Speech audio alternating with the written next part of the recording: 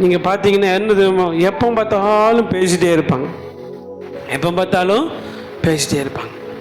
கல்யாணத்துக்கு முன்னாடி நான் சொல்கிறேன், கல்யாணத்துக்கு அப்புறம் அந்த பொண்ணு கேட்க, எப்போ பார்த்தாலும் பேசிகிட்டே தானே இருந்தேன், பொழுதன்னைக்கு ஃபோன் பேசிகிட்டே இருந்தேன் இல்லை, இப்போ என்ன அதெல்லாம் அப்போவே பேசி முடிச்சாச்சு, இப்போ பேசுறதுக்கு என்ன இல்லை, ஒன்றுமே இல்லை. இதுதான் இன்றைக்கி நிறைய குடும்பத்தில் பிரச்சனை, ஏகப்பட்ட பிரச்சனை. இன்னைக்கு என்ன தெரியுங்களா, இது ரொம்ப முக்கியமானது. கல்யாணத்துக்கு முன்னாடி காலையில் ஒரு ஃபோனு, மத்தியானம் ஒரு ஃபோனு, நைட்டு ஒரு ஃபோனு, எந்திரிச்சு ஒன்று ஃபோனு, அப்படி பார்க்கும்போது ஃபோனு, பேசிட்டே இருக்கிறது பொழுதனைக்கும். இங்கே நின்னா பார்க்குறது, அங்கே நின்னா பார்க்குறது, சும்மா அது பிடிச்ச கலரில் ட்ரெஸ்ஸு போடுறது, அங்கே கருப்புனா இங்கே கருப்பு, அங்கே வெள்ளைன்னா இங்கே வெள்ளை, அங்கே ப்ளூனா இங்கே ப்ளூ. இதே கல்யாணத்துக்கு முன்னாடி பார்த்தா வேற லெவலில் ஒரு இன்டிமேஷன் நடந்துகிட்டே இருக்கும் பாருங்க. யாருக்குமே தெரியாது, அந்த பாதையில் போறவங்களுக்கு மட்டும்தான் கண்டுபிடிக்க தெரியும். ஆமென். மற்றவங்களுக்கு யாருக்குமே புரியாது. அந்த அப்படியே ஜோடி ஜாடியா போய் ஜாடிக்கேற்ற மூடியா தெரிஞ்சுட்டே இருக்கும். ஆனா கல்யாணத்துக்கு அப்புறம் பார்த்தீங்கன்னா அது ஒரு பக்கம் கிடக்கும், இது ஒரு பக்கம் கிடக்கும். கை பிடிச்சிட்டே தெரிஞ்சிட்டு இருந்த காலமெல்லாம் போய், நீ முன்னால போ, நான் பின்னாடி, சர்ச்சுக்கு நீ முன்னாடி போ, நான் என்ன செய்யறேன் பின்னாடி வரேன் அப்படிங்கிறது.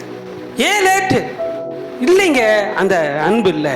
அப்ப பிரியம் என்றால் ஒருத்தருக்கு ஒருத்தர் அப்படியே நேசிச்சு, அதுதாங்க ஆண்டவர் சொல்றாரு, நீ ஆண்டவரை பற்றி கொண்டிருப்பேனே, அவருக்கு என்ன பிடிக்குங்கிறத தானா செய்ய ஆரம்பிச்சிருவேன், சொல்லி செய்யணுங்கிற அவசியமே இல்லை. பாருங்க, கல்யாணத்துக்கு அப்புறம், கல்யாணமான புதுசுல கால் வலி அப்படின்னா முதல்ல சாப்பிட்டு இருந்தா கூட கையை கழுவிட்டு கால் அமுத்து போயிடுவார் தலைவர். ஆமென், அல்லேலூயா.